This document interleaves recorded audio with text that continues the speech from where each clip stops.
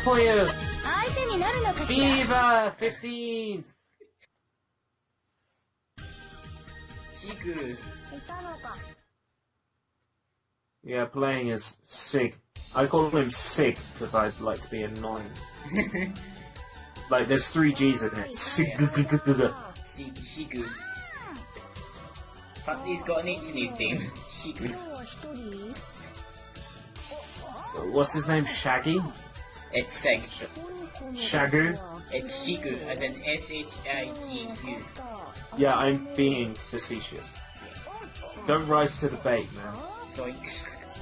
だけに素直で怪しすぎる。 I'm looking at Shigu's artwork for Puyo Puyo Quest, and he's shown in like a yukata Really? with a fan and some candy floss. Sig, I didn't know you like to do girl stuff like that. Well, you know, like he spent too much time around Oshari boats. Unfortunately. Yeah, いいよ、勝負だ。 Oshari boats said he wanted to wear a kimono, so you know, Only in Japan. TM. I should get that on a T-shirt. Only in Japan. Trademark. I still like the t-shirts that I've seen at Megacon with another normal day in Japan. It's just there's this T-Rex and like they got like these other weird stuff that you find in anime and that. I like the music here. Yep. Original music, do not steal. Original, the soundtrack. Do not steal.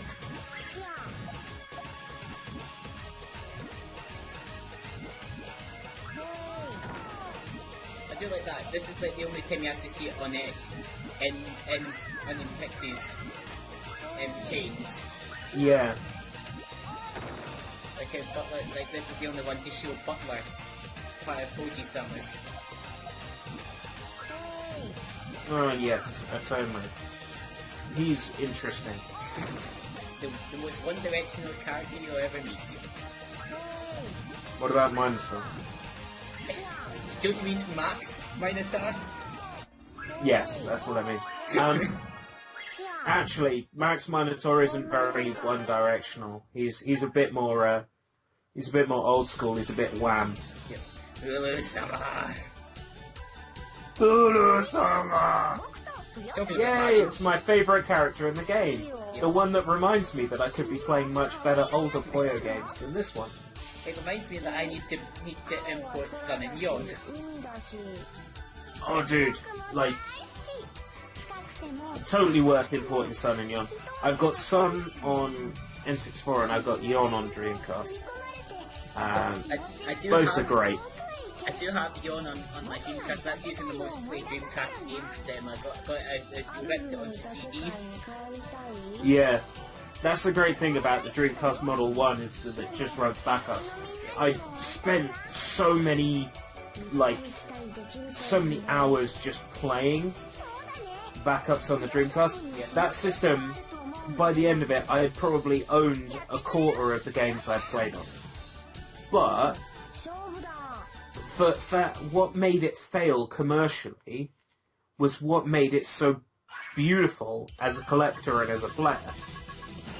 Because I was, whoa, this is a new rule. Yep, bomb puddles. Oh dear. How come we're only seeing this rule now? Well, the thing is, I don't see this rule very often. And Maybe it's just specific characters then. Yep, and also, do you notice the music? Yes. I love it. I think this insane theme are the only Mado game Puyo songs that I like remixed, but that's just my opinion. And if you don't think that, well, your opinion is wrong. Yeah, deny. Ale, you didn't do anything to stop the bomb. You had plenty of moves in which to stop it. You've got that brain dumb.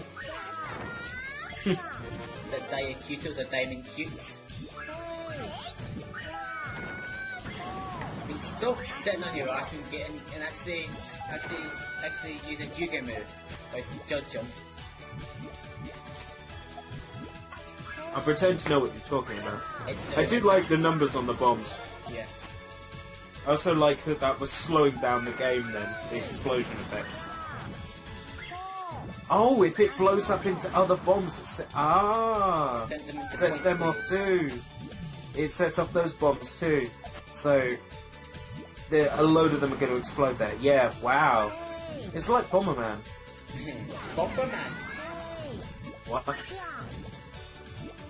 I was quoting the PS2 version of the original game, which I own on the PS1. What's up, What's up, thing? This is the big floating Bomberman head, and I just want to grab it and, like, play with it, but it's not Mario's face, so I get disappointed. I like that Sonic for Hire when it's like, so you're not going to turn me into one of those balloon things? Fuck you, asshole! I still haven't seen all the Sonic for Hires. The last one I watched was Toe Jam and Earl. It's quite funny. Yes. It made me laugh quite hard. I was talking to Toe Jam and Earl. Oh, Mr. Garbage Bag! I still like him. To be fair, those, that garbage bag or whatever did look like Toe Jam and Earl. They did at least try to make them look like it, so... It was earlier in that episode of the Bomberman one is he puts on the TV for Tails and who's in the hospital. It says, "Oh, we now return to 24 hours of little housing for you. Oh, I actually like this show. Telemundo."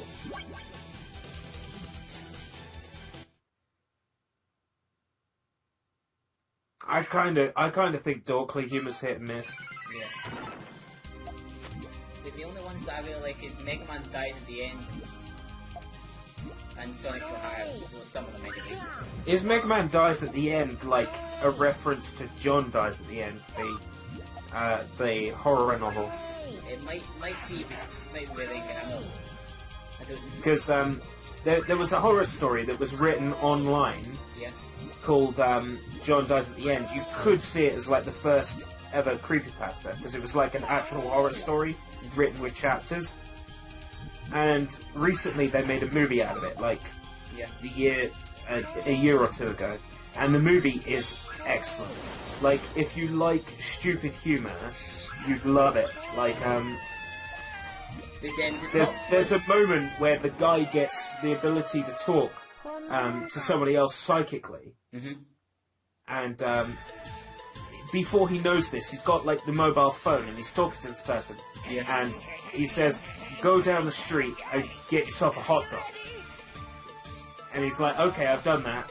Now put the hot dog against your ear." So he puts the hot dog up against his ear. And he's like, "You can still hear me, can't you?" And starts talking to us through the hot dog. That movie is just absolutely stupid. Oh, Sakidorita, one of the memorable characters of Mario Monogatari. Yeah, totally memorable. Not like, what is it? Duraco? I think there might have been a character called Duraco in the first game. Kikimora, is it? Yeah, what was it? Harpy? Harpy? Yeah, like those characters, they're like not really that memorable. Yet Tsukito Dara and Nasu Grave are so memorable. What I'm trying to do is point out the fact that Draco and Harpy are more memorable than Tsukito Dara and Nasu Grave. Yeah. I still hate that little trope they give you in one of the alternates to them when you finally meet Draco in 7. They hint at the witch and they hint at possible ideas for witch and Harpy, with them jokingly saying about a beauty contest. Well, when they said beauty contest, I thought immediately that's going to be Draco. Yeah, it was Draco's alternate with Amity. It was from the alternate cutscenes that you can find in the game. Yeah. And they You have to show complete different levels with different characters, didn't you? Yeah. You could play like different parts of the story with different people. Yeah. I remember that. 7 had that sort of branching sort of character option thing. It was entry number 1 was Draco, entry number 2 was Harpy, and entry number 3 was Draco.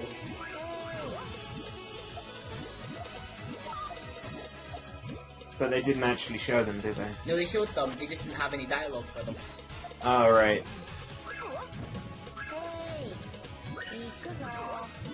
I was playing for ages with a Harpy card in Puyo Quest. I had a Harpy card. So, maybe they'll bring Harpy back sometime. We can only dream, we can only dream. You know, in that new Puyo game that'll get released worldwide. Come on, Sega. Come on, Sega! Have they not thought of taking advantage of the PS4 version of Puyo Tetris? Why can't they just localize that game? Just get down there on the just get down. I know a community that will translate that game for them for a fraction of the cost. A little community called Puyo Nexus. Who will translate that game for Sega for like a fraction of the cost of proper localization fees, and will do a better job of keeping it authentic. But will also push on their own fanon as well. So you have to watch out for that. Yeah. They'll make their own fanon canon, and then you'll have canon fanon. Warning: fan characters may be introduced into the game that weren't in the Japanese version. Hey, look, it's me, Dark Aruru. Oh wait, no, that's a real character. Hello, it's me, Pink Gold Aruru. Seriously, that just annoys the hell out of me, that pink gold peach in Mario Kart 8. So stupid. Who thought that was a great idea? Somebody who obviously thought that Diddy Kong didn't need to be in the game, assholes. I mean, who took out Funky Kong? I love Funky Kong. Funky Kong made so much sense in terms of the Donkey Kong universe, because I mean, who builds the Mario Kart carts? Mario's Motors? No. No, come on. The carts made out of barrels and stuff? Obviously Funky Kong. Like, it's obviously Funky and Funky's Rentals. But yeah, Funky is the engineer. He builds stuff. Building stuff is Funky's style. So therefore, if someone were to have made something, it would have been Funky. It makes perfect sense. I am disappointed that they relegated Funky to the shop owner in Choco Freeze. Yeah. Still, at least you get to play as Cranky Kong now. Yeah, I'm not so sure how I feel about that. Do you know who I wanted to play as? Good. They should have put King K. Rool in the game, but dressed up as Donkey Kong. Basically, so you play the game for like a couple of levels, and then Donkey Kong unzips a suit, and it turns out to be King K. Rool. It's like, this is actually King K. Rool's great game. Reverse your game cover to get the to get the proper sleeve. That would be hilarious. You know, alright, I didn't follow Donkey Kong Country games, but they were some of the first platformers I played on my like from the SNES that I played on my Wii with the Virtual Console.